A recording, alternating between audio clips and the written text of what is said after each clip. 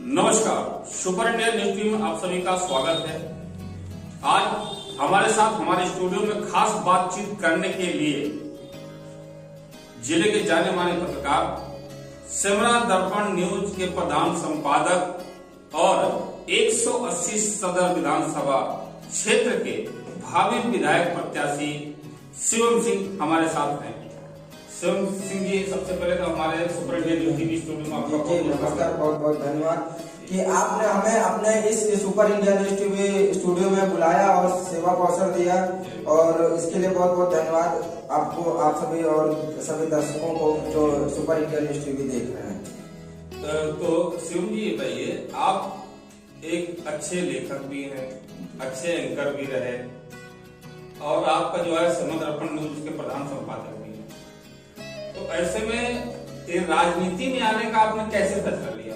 देखिए, राजनीति में आने का फैसला तो सबसे बड़ा अहम चीज ये होता है कि जैसे मैं मिडिल क्लास फैमिली से बिलोंग करता हूँ और मेरे पिताजी जिला पंचायत सेवानिवृत्त हो गए 2013 में, और मैं एक गांव का रहने वाला हूँ। और सबसे बड़ी चीज राजनीति में आने का अहम फैसला ये है कि जैसे कि रायबरेली जिले के सर्वांगीण विकास होना चाहिए। रायबरेली जिले के रास्ते बहुत बदहाल हैं, गांवों की स्थिति ऐसी है कि जैसे लगता है कि आज भी हम 80 के दशक में जी रहे हैं, ऐसी हालत है। और ऐसा कुछ देख हमें लगा कि अगर हमें समाज को सुधारने के लिए अगर राजनीति में भी आना पड़ेगा तो हम राजनीति में आएंगे। और जैसा कि आपने कहा कि संपादक तो सेमरा दर्पण न्यूज चैनल हिंदी साप्ताहिक अखबार है, उसका मैं संपादक हूँ और खुद एंकर करता हूँ। तो जहाँ कहीं हमारे समाज में 2017 से हम समाज में निरंतर समाज सेवी के रूप में गरीब आम जनमानस की समस्या सुनते हैं, और जहाँ पर उनको हमें सेवा का अवसर मिलता है उनकी समस्या का समाधान भी करवाते हैं जिलाधिकारी के पास या किसी के पास, जो जैसी समस्या हुई लोगों की वैसा उनका निवारण करते हैं। तो 2017 से हमारा एडवर्टाइज चला और 2017 से हमारा प्लान रहा है कि रायबरेली 180 सदर विधानसभा 2022 मिशन लेके चला हूँ कि 2022 में हमको रायबरेली 180 सदर विधानसभा से निर्दलीय विधायक उम्मीदवार होना। शिव सिंह जी, जहाँ तक कि आज आप देख रहे हैं कि राजनीति में जो नेता है वो कैसे है, उनकी मानसिकता कैसी बनती जा रही है, और इसमें बहुत सारे अनुभव की जरूरत पड़ती है।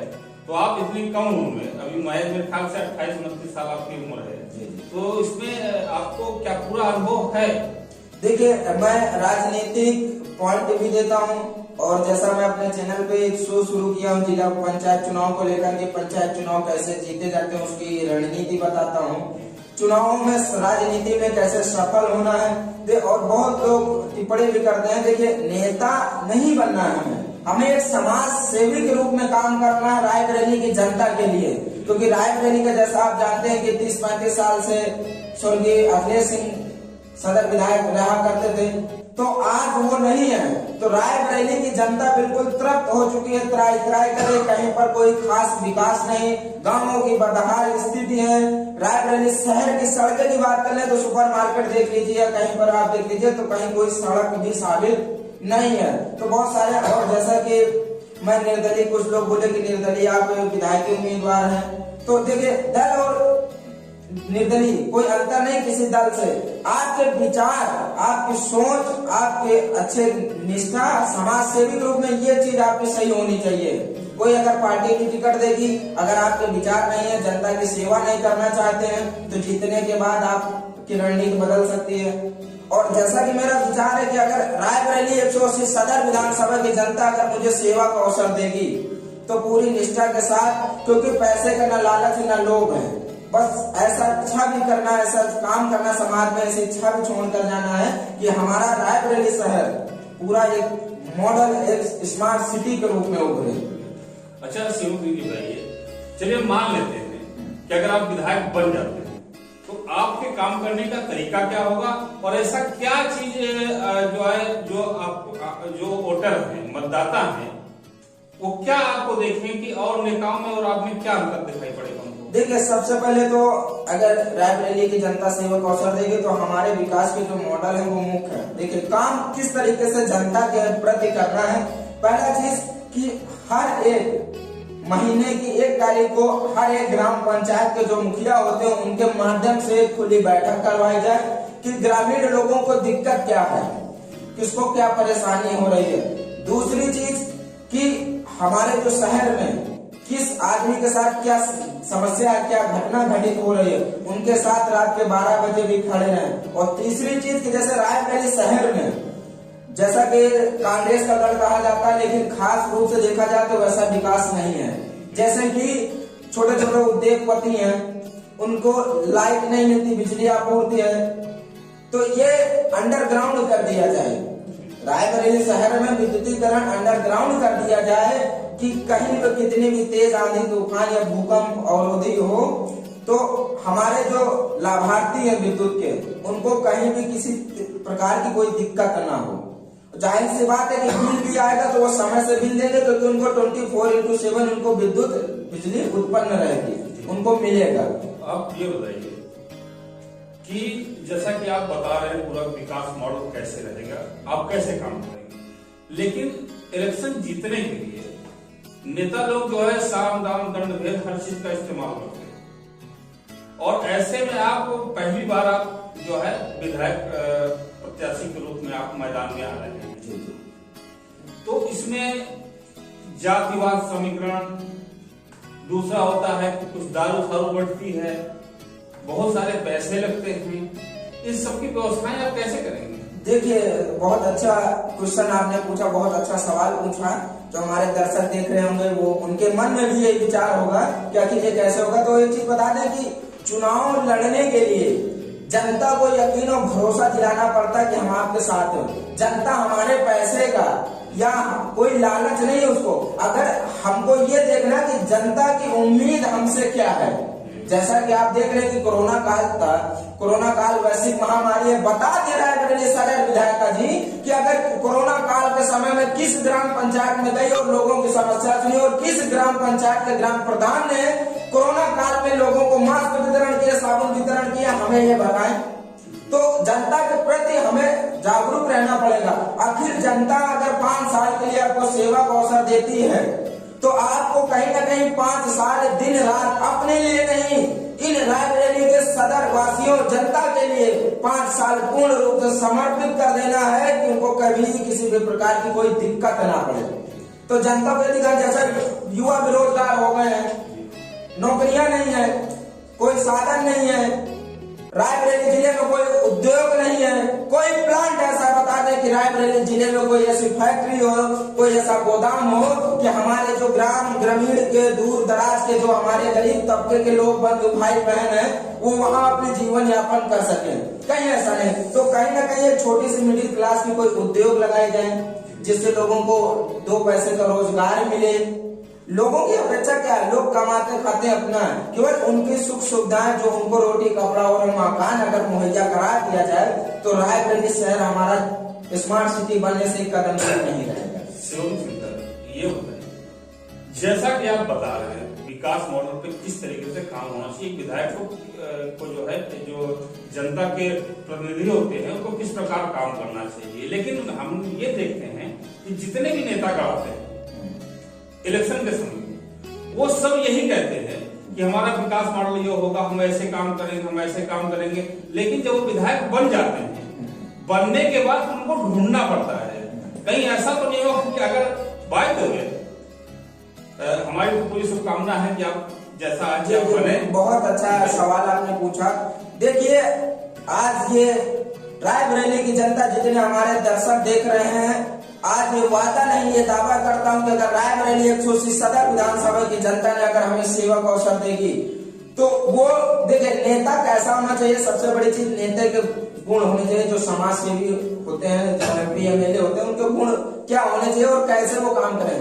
दूसरा चीज कि जो सेवा नीति से काम करना है, राजनेता नहीं बनके कि हम राजनेता बन गए, हमको जनता ने जिता दिया तो हम भूले बिसर गए। नहीं, जनता के साथ जो आपने वादा किया है उसको आपका मैनिफेस्टो होना चाहिए, आप उसको रिकमेंड करिए कि हम ये चीज है। और अगर जनता सेवा का अवसर देगी तो इन सब नेताओं की तरह नहीं, क्योंकि मैं एक गरीब, और नेता ऐसा होना चाहिए कि जो गरीब परिवार से और गरीबी देखी हो वो एक नेता कभी अपने जनता के साथ, अपने समाज सेवी के साथ कभी बुरा बर्ताव नहीं करेगा और न वो कभी बदलेगा। जिसने कभी गरीबी देखी ही नहीं, जिसने कभी छप्पर के नीचे सोया ही नहीं, बारिश में कि किस तरीके से सब छप्पर छूटा और गरीब आदमी, गरीब तबके के लोग जीवन यापन करते हैं, अगर उसको फ्री की विरासत मिलेगी तो वो क्या जानेगा कि गरीबी क्या होती है और गरीबों का दर्द क्या होता है। ये बात तो सही है, लेकिन आजकल जो हमारे सामने देखने को जो आ रहा है कि सब नेता उसको मनाता है कि वो बड़ी बड़ी गाड़ियां हो, 10-20 बॉडीगार्ड लेके चलते हैं और बंदूक लेके चले और पूरा काफिला आ गया और पार्टियों से टिकट ले लिया, पार्टियों का समर्थन मिल गया, इस तरह करके तो नेता बन जाते हैं। लेकिन आपने एक बात अच्छी कही, ये हमारा ही मानना है कि जिस प्रकार से नेता होना चाहिए कि जमीन से जुड़ा हुआ हो और पढ़ा लिखा, समझदार और सुलझा हुआ अगर व्यक्ति अगर आता है राजनीति में तो उसका राजनीति में स्वागत होना चाहिए। क्योंकि जैसा कि बताया आपने, तो इससे मैं सहमत हूं आपकी बात से कि नेताओं के अंदर कम से कम नेता उसको बनाओ क्योंकि जनता का प्रतिनिधि होता है, सेवक होता है। सभी कहते हैं कि सेवक से याद आया कि जब बात चली है राजनीति की, तो हमारे देश के प्रधानमंत्री, जो कि प्रधानमंत्री होते हुए भी उन्होंने कई बार कहा कि मैं कोई नेता नहीं, मैं आपका सेवक हूँ। और जिन्होंने एक मिसाल पेश किया कि हमने देखा कि जो प्रयागराज चल रहा था कुंभ, तो उसमें जो वहां सफाई कर्मी लगे थे, प्रधानमंत्री होते हुए भी वो उन सफाई कर्मियों के पैर धो रहे थे। इस पर आप क्या कहेंगे? देखिए, इस पर ये कहेंगे कि देखिए, प्रधानमंत्री उनको व्यक्ति लोग नेता कहें या प्रधानमंत्री के पद पे, उनको अलग अलग व्यक्ति के अलग अलग विचार है, उनको क्या दे, लेकिन वो जो प्रधान सेवक है, पूरे देश का प्रधान सेवक है, वो उसकी आस्था और वो उन आदमियों और समाज वृत्ति के साथ, उनके समाज सेवकों के साथ ये निष्ठा भाव था कि उन्होंने उन जो सफाई कर्मी थे उनको अपना एक परिवार का हिस्सा माना और जो निरंतर काम करते हैं उनका हौसला अफजाई किया ऐसा काम करके।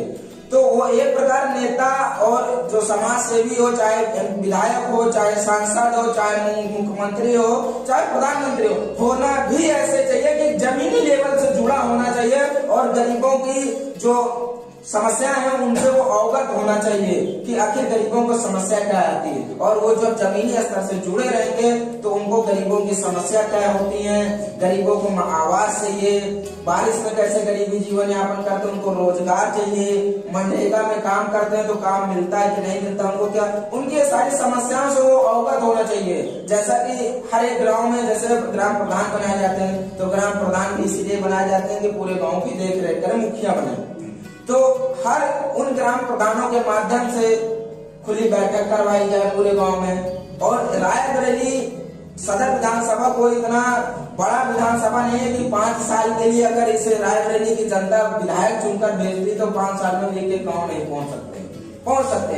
एक एक गाँव वो भ्रमण करें और लोगों की आम जन समस्या डायरेक्ट सुनवाई करें, उसका एक निजात निकाले और हर महीने खुली बैठक कराएं ग्राम प्रधानों के माध्यम से। हर एक आदमी से कनेक्टिविटी होनी चाहिए। सिंह जी ये बताइए, अभी जो जुर्म से मुद्दा चल रहा है, आज भी 6 तारीख है और कुछ किसान आंदोलन ने एक बड़ा मुद्दा उठाया कि हम रोड जाम करें, चक्का जाम करेंगे। बाद में हालांकि वापस लिया कि हम यूपी, उत्तराखंड और दिल्ली में नहीं करेंगे, बाकी देश में करेंगे। जो आज की राजनीति चल रही है, ठीक है, किसानों को लेकर और सरकार को लेकर, और जो 26 जनवरी को जो दंगा हुआ, इस पर आप क्या कहते हैं? देखिए, वो बहुत निंदनीय है, कल्पना के सोच के परे से बाहर है कि अगर हमारे देश में ऐसा हो रहा। और दूसरी चीज कि मैं तो ये कहता हूँ, चाहे वो किसान हो, चाहे वो विरोधी हो, चाहे वो माओवादी हो या कांग्रेस पार्टी के हो या भाजपा के हो या आम आदमी, जो भी व्यक्ति हो, उन्होंने जो ये कार्य किया है वो बड़ी निंदनीय है, सोच के परे से बाहर। उनको प्रशासन से और सरकार से अनुरोध करता हूँ उनको सजा मिले उस चीज की। लेकिन जहां बात आ जाए किसानों के सम्मान में, तो हमारे देश के किसान अन्नदाता हैं, उन्हीं के बल पर आज ये देश, पूरे भारत देश की जनता जीवन यापन कर रही है। और उन्हीं किसानों के माध्यम से ये जो आयात और निर्यात होता है देश विदेश से, एक्सपोर्ट इंपोर्ट होता है उन्हीं किसानों की देन है कि जो राशन कोटा में चावल आता है, गेहूं आता है, ये उन्हीं किसानों की देन है। कोई उद्योगपति और कोई नेता नहीं जाता खेत में हल चलाने और ना वो पैदा करने जाता। वो किसान अपना खून पसीना जला के दिन रात मेहनत करके वो धान फसल को उगाता है और उसकी बुआई भी करता है, मेहनत करता है। तो किसानों के साथ किसानों के सम्मान के लिए मैंने भी वीडियो क्लिप भी देखी थी कि ऐसा ऐसा और धरने पे बैठे। तो सरकार को चाहिए कि जैसे आए डायरेक्ट संवाद करें, चाहे प्रधानमंत्री जी हो, चाहे गृह मंत्री हो, कोई भी हो, चाहे किसान मंत्री हो, उनको डायरेक्ट किसानों से संवाद करना चाहिए, उनकी समस्या सुनना चाहिए कि उनके जो 3 किसान बिल है उनको समझाएं कि आखिर इसमें आपका लाभ है या हानि है, ये 3 पॉइंट है। लेकिन वो डायरेक्ट क्यों नहीं आ रहे संवाद करने के लिए? डायरेक्ट संवाद करने आए, टीवी चैनलों पर अलग अलग विज्ञापन आ रहा है कि अफवाहों में न पड़े। अरे अफवाह है कैसी, ये तो बताएं कौन सी अफवाह है? अगर वो किसानों के फायदे के लिए तो राजनेता को आना चाहिए। जैसे दिल्ली में चुनाव हुआ था तो अमित शाह जी तो डोर टू डोर गली गली तो पॉम्पलेट बांट रहे थे। तो क्या इसमें किसानों से डायरेक्ट संवाद करने के लिए नहीं आ सकते? डायरेक्ट आए किसानों से संवाद करें, किसानों की समस्याएं सुने। जो उनके कृषि मंत्री हैं वो लगातार संवाद करते रहे थे, 11 बार जो है संवाद भी हुआ है और अभी भी फिर भी जो है प्रधानमंत्री जी ने खुद आह्वान किया है। देखिए संवाद कर रहे हैं लेकिन वो दिखाने के दूसरे हैं और कहने के दूसरे हैं। बहुत सारी ऐसी चीज हैं कि जो हवा में है, हकीकत नहीं है जमीन पर। जैसे कोई भी चीज ले लें, जैसे बजट पास करते हैं एमएसएमई में सूक्ष्म लघु की बात करते हैं, तो आज कोई भी आदमी चला जाए किसी भी बैंक के, हमको छोटा सा बिजनेस करना है, हमको लोन चाहिए, जो प्रधानमंत्री देश के मोदी जी ने मुद्रा लोन निकाला वो हमको चाहिए। कोई भी बैंक में कोई भी स्कीम मैनेजर सीधा साफ मना कर देता है कि हमारे पास ऐसा कोई सिस्टम, कोई ऐसा लोन की व्यवस्था नहीं। आपके कहने को जो सरकारें जो योजनाएं बनाती हैं वो जनता तक नहीं पहुंचती हैं, जो जनता तक नहीं पहुंचती है। आखिर बीच में गमन हो जाता है या ऊपर के नेता जो मंत्री हैं वो क्या करते हैं कि अगर वहां से आप देश का प्रधानमंत्री है या देश का मुख्यमंत्री है तो वो तो एक एक गांव तक कवर नहीं कर सकता। ये आप भी जानते हैं, ये देश की जनता भी जानती है कि देश बड़ा है या स्टेट बड़ा है। लेकिन वहाँ के जो विधायक सांसद हैं वो तो ये काम कर सकते हैं कि 5 साल में लोगों के डोर टू डोर तक तो संवाद कर सकते हैं। उनकी बातों को लेकर वो संसद में, विधानसभा में उनकी बातों को, आम जनमानस की बातों को ले जाके रख सकते हैं वहाँ पे कि ये चीज ऐसा ऐसा है। ग्राउंड लेवल सर्वे की रिपोर्ट आ रही है कि वहाँ आम जनमानस को ये चीज की समस्या है। आवाज उठाए, वही जनता का प्रतिनिधि होता है, वही जनता के लिए काम करता है। लेकिन यहाँ नेता बन जाने के बाद 5 साल ऐश की जिंदगी बिताते हैं, एसी में रहते हैं, फॉर्च्यूनर गाड़ी में घूमते हैं, हर चीज। तो जनता के लोगों के साथ, उनके जो विश्वास करके जो जनता मतदान करती है उनके साथ वो छल कर रहे हैं। शिवम सिंह जी बताइए, किसानों पे आज राजनीति हो रही है जी। किसानों का मुद्दा बहुत बड़ा मुद्दा बना जी। लेकिन हकीकत में वास्तविकता ये है कि किसान और जवान, अगर किसान ना हो और जवान ना हो, अगर किसान ना हो तो अन्न की उपज कैसे होगी जी। और जब अन्न ही नहीं होगा तो उद्योगपति, करोड़पति और रुपया, पैसा, सोना, चांदी की कोई आवश्यकता ही नहीं होगी। ठीक है। इसके साथ साथ जवान, अगर जवान सेना पे नहीं होगा तो हमारी रक्षा कौन करेगा?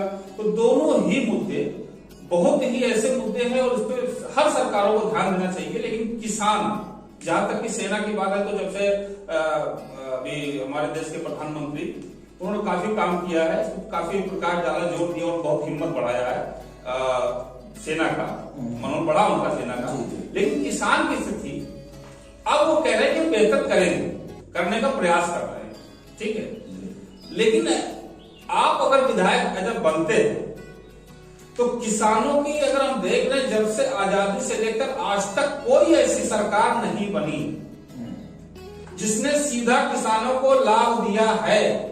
मैं अपने चैनल के माध्यम से दर्शकों को सीधा सीधा बोलता हूं, कोई ऐसी सरकार नहीं बनी जिसने सीधा किसानों को देखा हो और किसानों को समझा हो, समझी हो कि किसान आज भी अगर किसान की आय देखी जाए या उसके घर जाके अगर आप देखिए कितना कमाता है। जहां पर मास्टर की तनख्वाह जो है 100 और 150 गुना बढ़ गई है और आज वो मुश्किल से 19 और 20 गुना आ रहा है, जहां पर 1 रुपये से खाली 20 रुपए तक पहुंचा। बाकी लोग जो है हजारों में, लाखों में खेल रहे हैं, बिचौलिए खा रहे हैं। तो देखिए बिचौलिए नहीं खा रहे हैं, ये सरकार की स्कीम, सरकार हर विभाग को देखती है, हर सेक्टर को देखती है, लेकिन किसान जो है, आज जो किसान का मुद्दा ये उठा है, अच्छा है कि कुछ संगठनों ने उठाया है इसको, और सरकार के बीच में तकरार बन रही है, लेकिन ये तकरार काफी पहले होनी चाहिए, जब से, क्योंकि हम देख रहे हैं किसान सचमुच बहुत पीड़ित है। अगर ऐसे में अगर आप विधायक बनते हैं तो कम से कम अपनी रायबरेली के लिए आप क्या करेंगे? देखिए, सबसे पहली चीज तो जैसे है कि जो हमारे किसान गरीब तबके, जैसे उनको खाद लेना हुआ या डीएपी या यूरिया कुछ भी खेती से संबंधित कुछ भी लेना हो, तो देखते हैं कि वहाँ सरकारी रेट कुछ और है, वहाँ किसी और रेट पे दिया जाता है। तो सबसे पहले चीज कि उस पर अंकुश लगे। जो रेट गवर्नमेंट ने फिक्स किया है कि आपको 276 रुपए की यूरिया मिलेगी, खाद मिलेगी, तो 276 रुपए मिलनी चाहिए, लेकिन 280 रुपए में कहीं कहीं मिलती, कहीं कहीं 275 में मिलती है। तो सबसे पहले उस पर अंकुश लगना चाहिए। और जैसा कि अगर रायबरेली की जनता सेवा को अवसर देगी, तो पूरे रायबरेली में इतना हम रायबरेली जनता के लिए करने का पूर्ण प्रयास करेंगे कि किसानों की बात को लेकर विधानसभा में आवाज उठाएंगे कि किसानों के लिए जो भी स्कीम है, जो भी योजनाएं हैं, वो धरातल पर लाई जाए और किसानों को लाभ। अब जैसे कि किसानों की आय दोगुनी करने की बात करते हैं, तो किसानों की आय दोगुनी कैसे होगी? सबसे पहले चीज कि किसानों को जो ये आधुनिक जो है ये उर्वरक ये कायदे से होने चाहिए, जमीन की मिट्टी उपजाऊ होनी चाहिए, कोई भी फसल हो पैदावार होनी चाहिए। जैसा कि किसानों की आय तो पिछले 5 वर्षों से किसान तो यूपी के इतने तरफ हैं कि कह नहीं सकते। हर किसान जानता है, जैसे कि हमारा पशुएं हैं, हमारा पशु की वजह से किसान लोग एक सेना की तरह, जवान की तरह, जैसे जवान देश की रक्षा करता है बॉर्डर पे, वैसे आजकल किसान अपने खेतों में सुरक्षा देता है, लेकिन उसके बावजूद फसल नहीं बच पाती। तो इससे कहां से किसानों की आय दोगुनी करेंगे? ये हमको प्रधानमंत्री और मुख्यमंत्री जी बताने का कष्ट करेंगे कि कहां से आय दोगुनी होगी जब किसान पीड़ित है। और दूसरी चीज की ये जो योजना 3 कृषि कानून लाए गए हैं, इसमें सबसे पहले चीज तो जैसे कि बड़े बड़े जो किसान हैं जिनके पास भूमि बहुत है, खेती बहुत है, तो उनकी खेती कॉन्ट्रैक्ट बेस पे कर ली जाएगी। तो जब खेती को कॉन्ट्रैक्ट बेस कर लेंगे, बड़े बड़े उद्योगपति टेंडर एग्रीमेंट साइन कर लेंगे, तो किसानों के मुताबिक वो खेती नहीं करेंगे, उसमें वो अपने मुताबिक करेंगे, ना किसानों के हिसाब से उसमें धान गेहूं लगाएंगे, वो अपने हिसाब से उसमें फसल उपजाएंगे। और मतलब खेत किसान का, किसान उसमें मजदूरी करेंगे। ये सिस्टम है बड़े बड़े उद्योगपतियों का। अरे हम कहते हैं क्या उद्योगपति देश चला रहे हैं क्या? नहीं, तो सरकार को इस चीज को ध्यान रखना चाहिए कि अगर किसान और जवान, जैसा कि सेना के जवान के लिए प्रधानमंत्री जी ने बहुत अच्छा काम किया है, बहुत सारे आधुनिक हथियार ले आए, बहुत सारी मिसाइलें ले आई, तो क्या उसी तरह किसानों को नहीं ध्यान दे सकते हैं? 6,000 रुपए महीना जो ये किसानों को दे रहे हैं, किसान सम्मान निधि, हम सर्वे करने के लिए बता दें तो कई ऐसे गांव की 50% जनता को आज तक नहीं मिला, एक भी किस्त नहीं मिली है। मैं जिस गांव से हूँ, हमारे गांव में ही एक भी किस्त किसानों को नहीं मिली। नहीं, ये बात आपकी सही है। ऐसा नहीं है कि सभी को नहीं मिली, कहीं पर त्रुटियां हुई हैं, कुछ किसानों को नहीं मिली हैं। वो किन कारण से नहीं मिली है वो जांच का विषय है। और कॉन्ट्रैक्ट फार्मिंग जो आप बता रहे हैं, ये स्कीम तो अभी चलाई है, लेकिन अभी नहीं चलाई, बहुत पहले से चल रही है। और इसमें भी मैं इसका कोई विद्वान नहीं हूँ, इस पे भी चर्चा करेंगे। लेकिन आपने जो है, देखिए पहले पता था, लेकिन किसान को क्या था ना, किसान को देखिए प्रधानमंत्री जी का दिक्कत ये नहीं है कि किसान को तीनों कानून बिल समझ नहीं आया। दिक्कत हमको ये होगा कि किसानों ने तीनों कानून बिल को समझ लिया कि हमको इससे नुकसान है। और ज्यादातर जो हमारे किसान भाई हैं जिनके पास ज्यादा जमीन है, वो अपने पश्चिमी क्षेत्र में है, हरियाणा पंजाब क्षेत्र में। हमारे आपके यहाँ तो किसान वही 2, 4, 10 बीघे वाले हैं। तो हम यहाँ के गरीब तबके का किसान को क्या चाहिए कि यहाँ का जनता का जो सेवक होता है, जैसे सांसद है, सांसद बताते हैं कि सोनिया गांधी जी हैं जब से जीती हैं चुनाव, हमें नहीं लगता कि एक बार भी अपने क्षेत्र में भ्रमण की रही हो। तो क्या रायबरेली की जनता इसलिए उनको चुनकर भेजती कि जाइए आप 5 साल मौज करिए, यहाँ आना ही नहीं? उनको आना चाहिए। विधायक है, जनप्रतिनिधि जो कहे जाते हैं, जनता के सेवक कहे जाते हैं, कि बड़ी जनसभा करते हैं, झूठे वादे करते हैं, भाइयों बहनों माताएं बहनों हम आपके लिए रायबरेली सब, तो ये जो झूठे वादे ये सब मत करिए। जनता से जो कहिए वो पूरा करिए, क्योंकि जनता को अगर किसी को आशा देकर और निराशा दी जाए तो ये सबसे बड़ा छल और धोखा का है। राहुल गांधी जी तो कह रहे हैं, राहुल गांधी जी के समर्थक कह रहे हैं कि जो है उनको प्रधानमंत्री बना दिया जाए, और न कि स्वयं उनकी माता जी जो है सोनिया गांधी जी रायबरेली से सांसद हैं और इनके परिवार का लगातार सांसद रहा 5 साल से, 5 70 से। जैसे बात करते हैं कि रायबरेली विकास के बारे में, रायबरेली में विकास हमें दिखाएंगे, यहाँ के जनप्रतिनिधि विधायक यहाँ के हमें रायबरेली में विकास दिखाएं। मैं जिस गांव से हूँ, आज लगभग पैदा हुए मुझे 26-27 साल का एज है मेरी, मैं अपने गांव के सड़कें नहीं देखी कि सड़क हमारे गांव में पक्की हो। और महज Raebareli to Banaras national NH 31 highway से महज 3 किलोमीटर की दूरी पर हमारा गांव बसा हुआ है, और वहां सड़कें नहीं। अगर किसी महिला को प्रसव के लिए ले जाना अस्पताल, तो अस्पताल बाद में पहुंचेगी, पहले वो ऊपर पहुंच जाएगी। तो रायबरेली, जैसे आपके स्टूडियो में बैठे हैं, तो आपके स्टूडियो के बाहर भी मैं भी आया हूँ, तो देखा हूँ कि इतना पानी भरा हुआ, मैं तो डर लगा कि मेरी 4 व्हीलर कहीं इसमें फंस न जाए। तो ये देखने की बात होती है कि अगर यहाँ पर भी सड़कें नहीं, ये भी तो सदर विधानसभा का क्षेत्र है, वार्ड नंबर 22 है। तो रायबरेली में विकास हुआ कहाँ से? कहाँ है विकास? विकास हमको लगता है कि विकास दुबे के साथ विकास चले गए। यहाँ पर कोई उद्योग नहीं, कोई प्लांट नहीं, कोई फैक्ट्री नहीं है कि जिसमें गरीब तबके के मजदूर के लोग अपना जीवन यापन कर सके। तो बहुत सारी समस्याएं हैं, और रायबरेली को जनता को मैं अनुरोध करना चाहूंगा कि हम ये नहीं कहते कि आप हमें 180 सदर विधानसभा से विधायक चुनकर भेजिए, किसी को भी विधायक बनाइए। हर 5 साल में नेता और विधायक और सरकार बदलनी चाहिए, तभी वो काम करेंगे। क्योंकि जो 30-35 साल से जो कुर्सी का सत्ता का जंग लग जाता है, उनको जंग खा जाता है, और वो आलसी हो जाते हैं कि उनके अंदर ईगो आ जाता है कि हमें कोई हरा नहीं पाएगा, मैं 30 साल से 25 साल से सांसद हूँ, विधायक हूँ। वहां उनकी मानसिकता बदल जाती है। और नेता ऐसा चुनिए। सभी दर्शक जो हमारे देख रहे हैं आपके super India news TV channel के माध्यम से, उन सभी से निवेदन और अनुरोध करना चाहूंगा कि रायबरेली के क्षेत्र के जनप्रतिनिधि ऐसा चुनिए जो गरीब मध्यम परिवार से हो, जिसने गरीबी देखी हो और गरीबी में जिसका जीवन यापन हुआ हो, ऐसे व्यक्ति को चुनकर आगे सेवा का अवसर दीजिए। यकीन नहीं, आज वादा नहीं, ये दावा करता हूँ, promise to not I challenge it, कि रायबरेली स्मार्ट सिटी बनने से कदम भी दूर नहीं रहेगा। 25 साल से 35 वर्ष से लगातार सांसद हैं।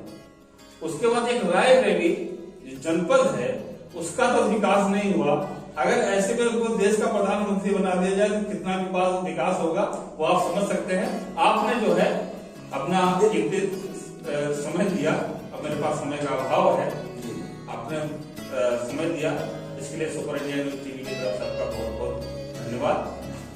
आप देख रहे थे कि 180 सदर विधानसभा भावी प्रत्याशी शिवम सिंह, जो कि शिमला दर्पण समाचार पत्र के प्रधान संपादक हैं, उन्होंने किसान के मुद्दे को भी रखा, और उन्होंने बताया कि उनका जो पत्रकारिता से लेकर के और नेता बनने तक का जो सफर है, और उनका नेता क्यों बनना चाहते हैं, और अगर वो नेता बनते हैं तो वो किस तरह काम करेंगे। अब तय आपको करना है कि उनकी बात से आप कितना सहमत हैं, कितना असहमत हैं।